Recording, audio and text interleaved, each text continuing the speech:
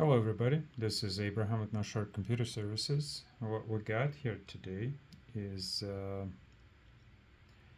a computer that is going to have to be upgraded.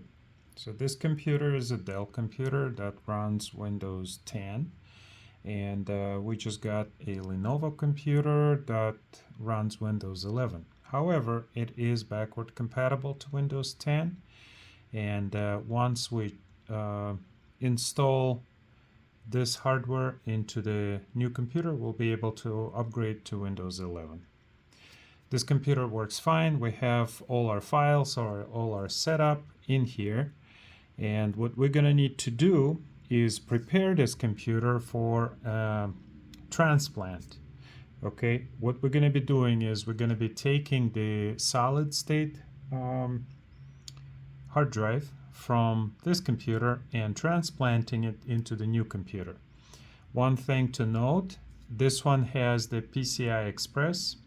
The new computer has PCI Express, so the hard drive should in theory work in a new computer. Let's see what will happen if we simply plug in this hard drive into a new computer. And this is not really a hard drive. The proper term would be storage. Okay. Let's get our new computer. All right. This is the new one. Let's plug in our storage device, PCI Express. We don't really need any screws because this is only for educational purposes. And let's turn it on. As we open it, it should turn on, which I don't particularly like. I like to push the button.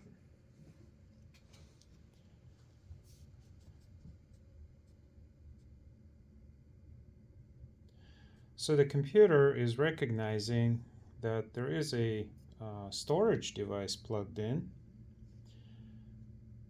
but let's see what will happen afterwards.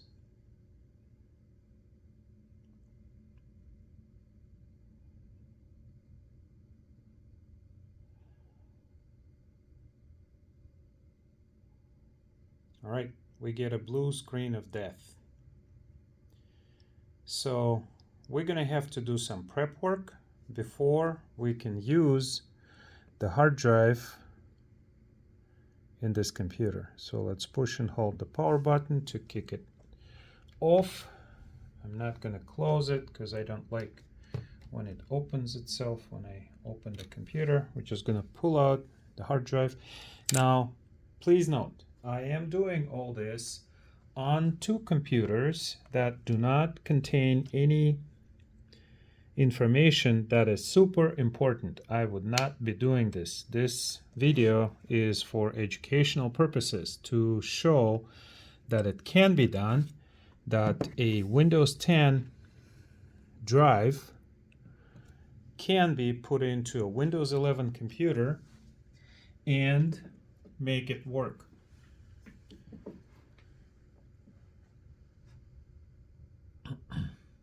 Oh yeah, this one's going to complain because it was in the other computer, so no big deal. And this is what I'm talking about. When something like this happens, you could freak out, oh my god, I don't really want to do this anymore, I just want to get my new computer to work, blah blah blah. But it is possible to transplant a hard drive from one to another and it will work just fine. We just have to go through this rigmarole right now.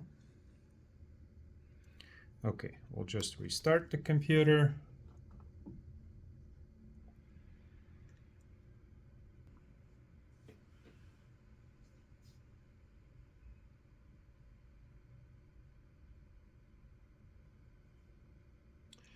My lights just went out. Okay, you can see that it works just fine. Before we can transplant the solid state into a new computer, we have to prepare it. To prepare it, we're gonna go online, and we're gonna go, because this computer is Lenovo, so we're gonna go to Lenovo. We're gonna go to support. We're gonna go to PC.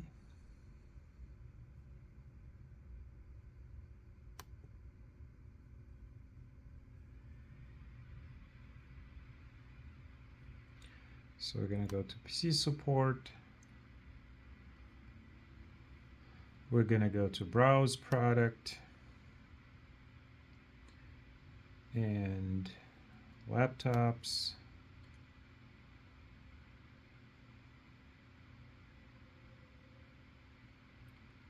All right, we can do it faster. Let's go back. We're just gonna plug in our model number into the search, and it's IdeaPod.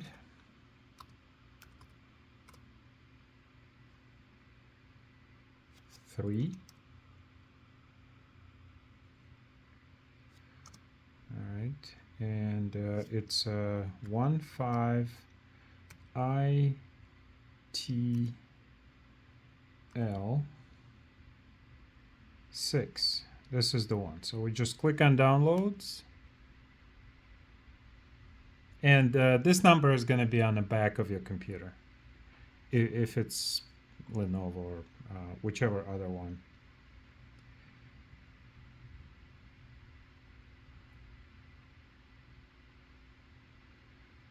All right, we don't want to do scanning. We're just going to go to manual update, select drivers.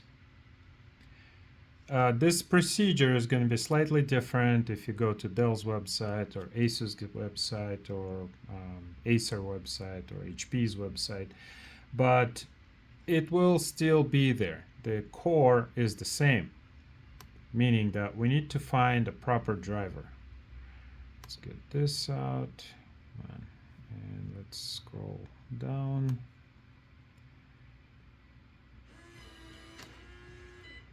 Oops, too far down.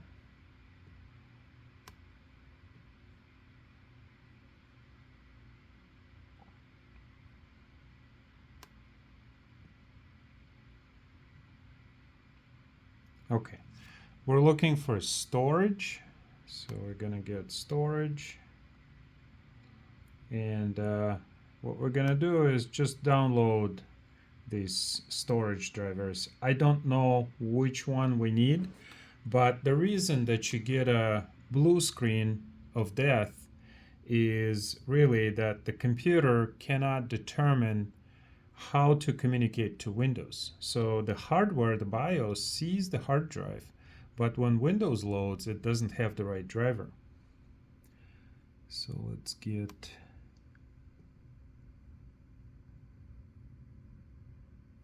Rapid Storage Technology driver.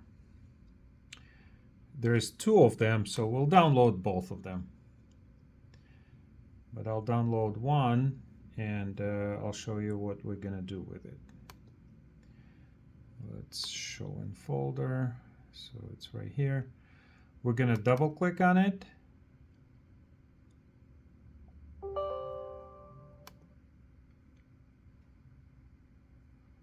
We're gonna click OK here, accept the agreement, and we're gonna do extract only.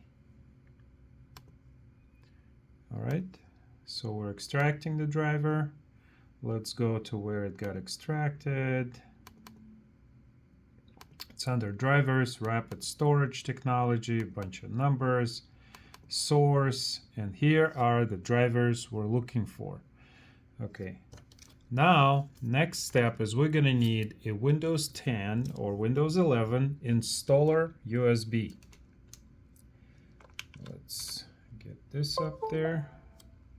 I'm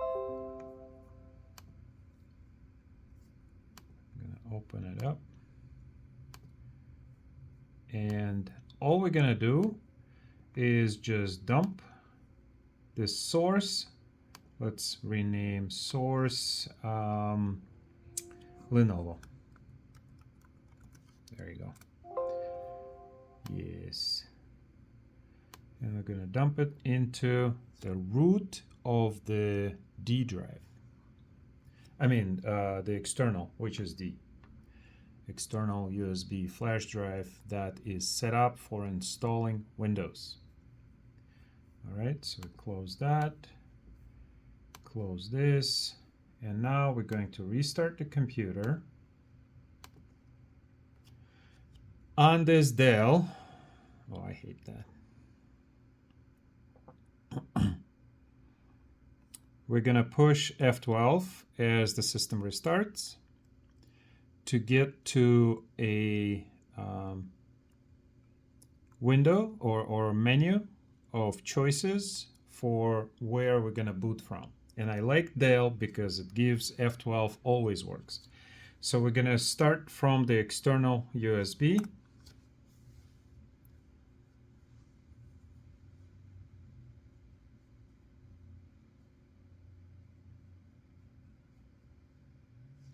And basically, we're going to go into the computer repair functions.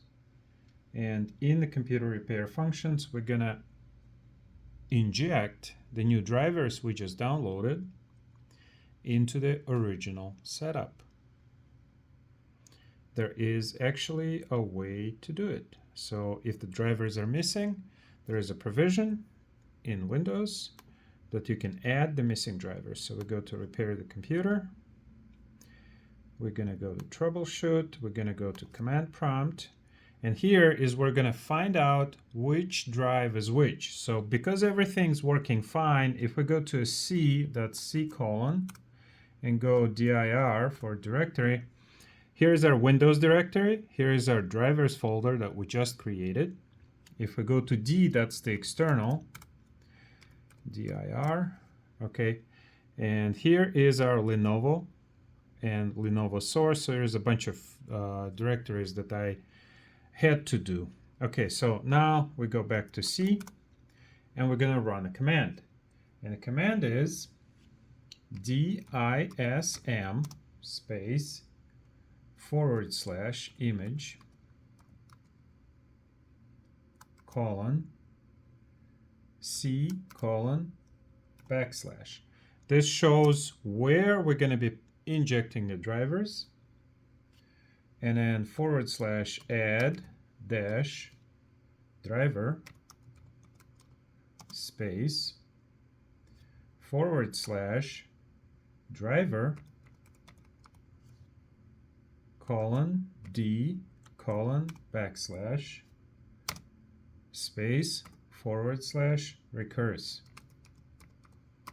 Okay, what this is going to do is inject the driver into the C image that's located on C drive, add driver from driver location D, which is here. Let me move it a little bit, which is here.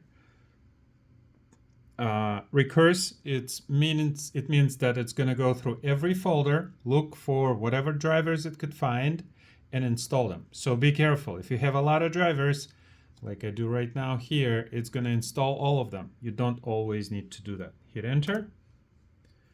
As you can see, it's going through and finding all the drivers. We have operation completed successfully. We're going to go exit. All right, and turn off the computer.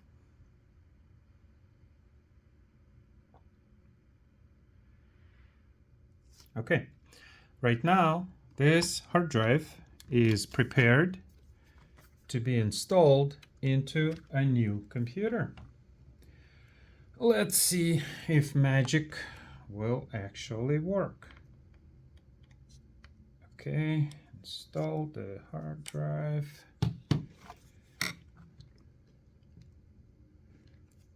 Let's make sure nothing is moved. All right, it's best to use the screws and put everything the way it's supposed to be. Let's turn it on. Let's keep our fingers crossed, and let's hope that this computer is going to boot into our old computer, so to speak. There you go. See, it's now getting ready. meaning that it's finding the drivers that are hidden or added to the system. And here we go. All right, a lot of the drivers, the reason that it dimmed is that we need to install now the drivers for the system. But because it's already here, it's real easy.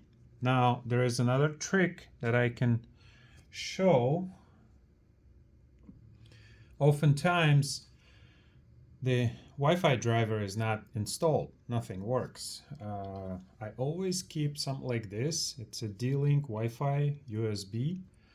I just plug it in.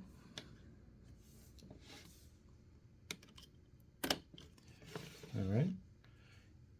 That one is fairly universal. Almost every computer includes, or every variation of the operating system includes a driver for that card. I do have a driver separately which I can install from a USB, but it does get recognized. I just connect to the internet, install all the drivers, and all these issues where dark screen or something is not working inside, solved. That would be a quickie solution for everything.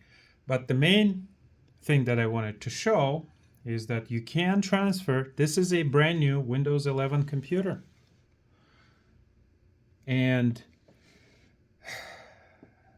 on the box, it says Windows 11 only. Not only does it run Windows 11 or 10, that is also Windows 10 Pro. Let's see. Oh, see, the trackpad's not working. So to fix that issue,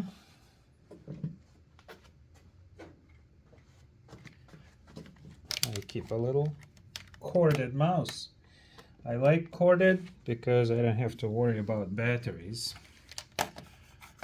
So now we have a mouse, and I'll show you